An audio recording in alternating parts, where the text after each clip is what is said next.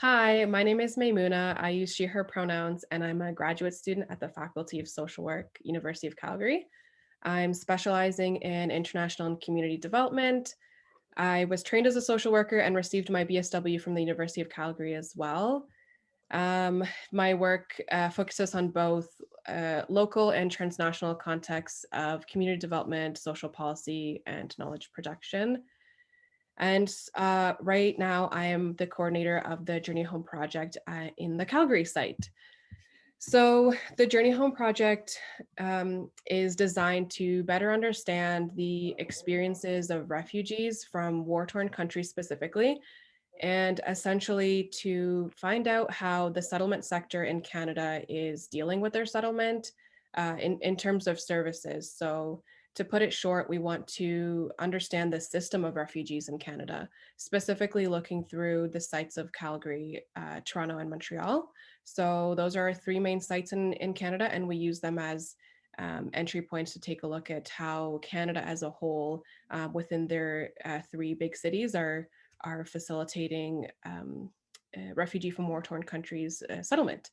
And so by doing this, we also want to examine discourses of victimhood and how people navigate as well as facilitate refugees' resilience through the project.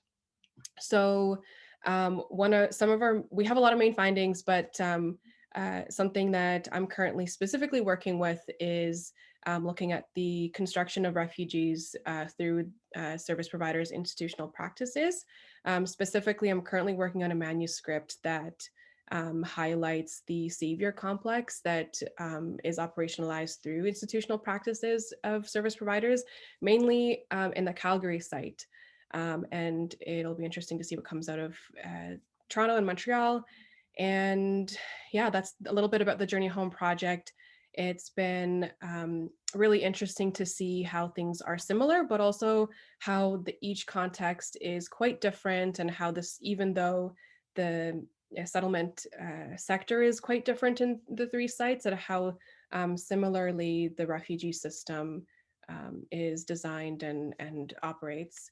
So far we've disseminated our knowledge, our data in a lot of different ways, and one of our main ways of doing that was through the Canadian Association of Social Workers Social Work Education Conference in Vancouver in 2019, and at this conference, I presented on sort of the construction of refugees in two extremes, as being either broken victims or as being superhumans, and really talked about the and really discussed the complications and the problem of putting them in two different extremes like that.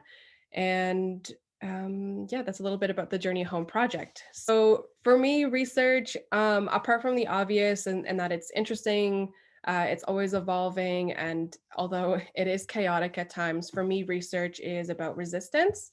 I like to think of it as a means of change and resistance, especially for marginalized communities. I think it's a great way to explore things that maybe haven't been talked about before, and then use it to advance political and social action.